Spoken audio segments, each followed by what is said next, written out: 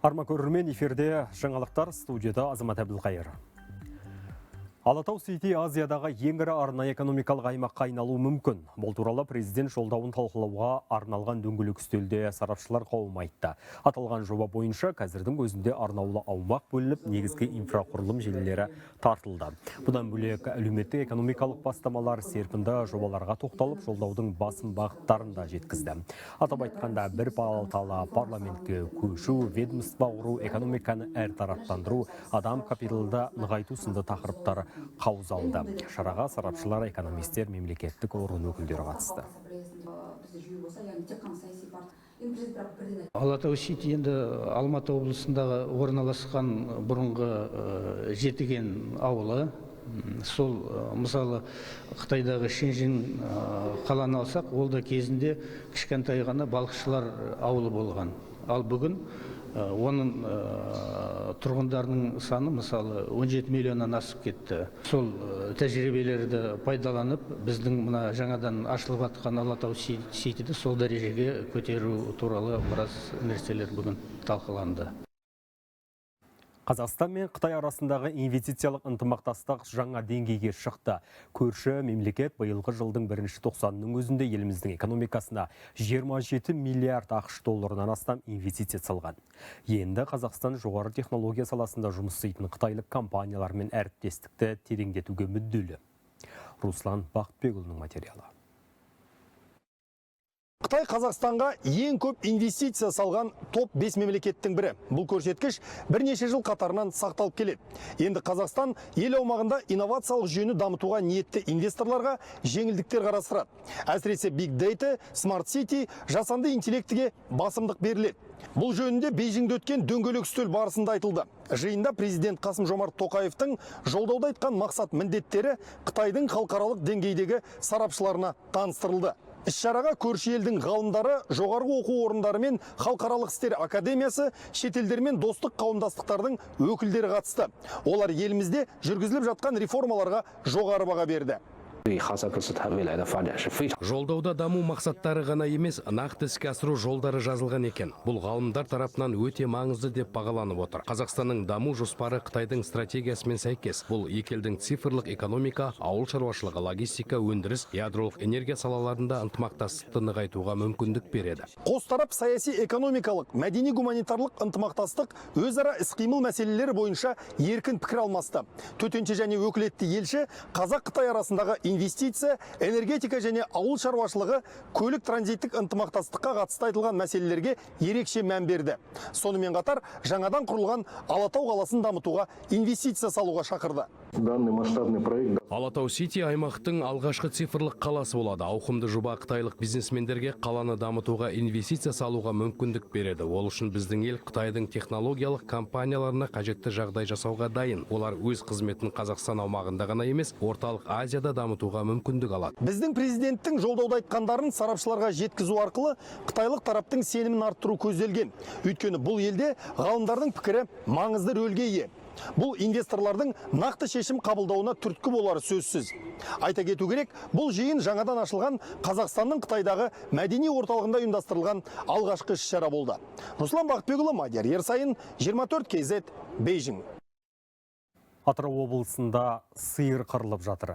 Жылой ауданының Ақкиіз Тоғай ауылында 13 бас ірі қара өлген. Іргедегі Жем өзенінен су ішкен мал індетке ұшырады деп ауылдықтар дабыл қағып отыр. Өлген малды сойып көргендер ішкі құрылысының іріп өтінің жарылғанын анықтаған. Қазір судан уланды деген болжам бар. Ауыл тұрғындарының айтуынша өзен арнасын кеңейтіп шлюз сала бастағалы. Малдың өлуі жиілеген. Ветеринарлар су мен өліксенің сынамасын алып, зертханаға жіберді.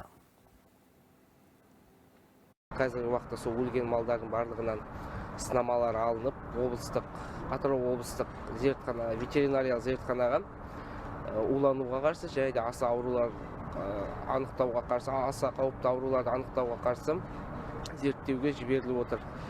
Зерттеу нәтижесі шыққаннан кейін қосымша тағы да хабарлайтын боламыз. Атырауда Сарайшық Upgrade 2025 атты халықаралық жастар форумы басталды. Форумға Қазақстанның 10 облысымен қатар Ресей, Қырғызстан, Әзірбайжан және Өзбекстан елдерінен келген 14 пен 35 жас аралығындағы 300-ден астам жас қатысуда. 2 күнге созылатын шараның мақсаты жастардың жаңа идеяларын жүзеге асырып, креативті индустрияны дамытуға қолдау көрсету. Сондай-ақ халықаралық ынтымақтастықты кеңейтуге бағытталған диалогты дамытып, өзара іс-қимылды нығайтуға арналған жастар алаңын қалыптастыруға бағытталған.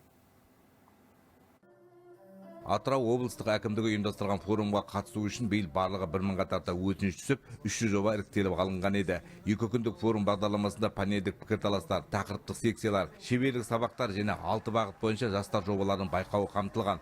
Қазақстанды жаңа замандағы, жаңа дәуірдегі дамыған елдердің қатарына қосуға, осы сіздер бастаған жаңа креаторлар, креативті индустрияның жаңа өкілдері тың серпін береді деп сенеміз. Бүгінгі форум жұмысына сәттілік тілейміз. Жаңа айтылып өткен өзінің шын шеберлері, шын жүйріктері өзінің тәжірибелерімен бөлісе отырып, сіздерді жаңа бағытқа, жаңа белестерге жеткізеді деп сенеміз. Форумда республикалық деңгейдегі сарапшылар мен мамандар семинар өткізіп тәжірибелерімен бөлісуде.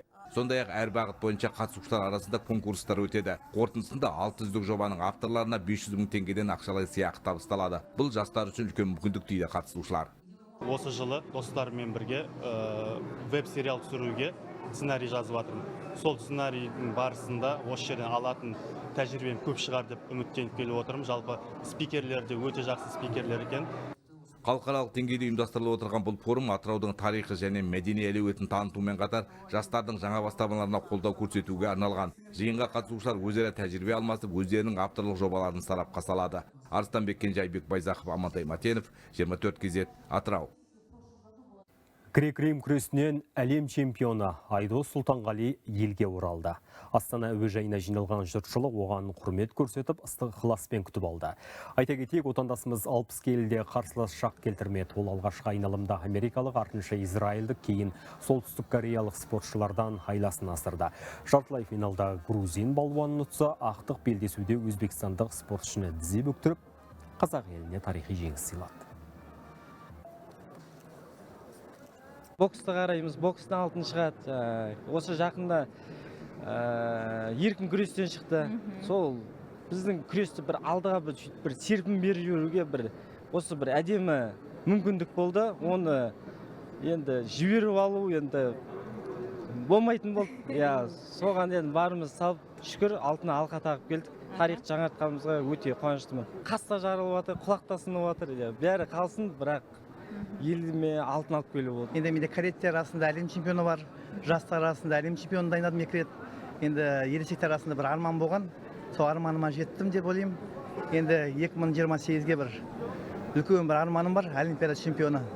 Соған өзімнің қойып отқан мақсатым бар сондайға. Қазақстандық бітімгерлер ТМД-да киберқауіпсіздік саласы бойынша үздік танылды. Татарстанда өткен халықаралық турнирде Астана жоғары политехникалық колледж студенттері топ жарған. Ақтық сынға іріктеп алынған 20 команданың ішінен елордалық өрендер бірінші орынды қанжығаларына байлады. Олардың цифрлық саладағы қауіпсіздік жобасы қазылар тарапынан жоғары бағаланды. Өз кезегінде оқу ағарту министрлігі жас дарындарды жеңістерімен құттықтады. Аман сау болыңыздар, әзірге айтарымыз осы.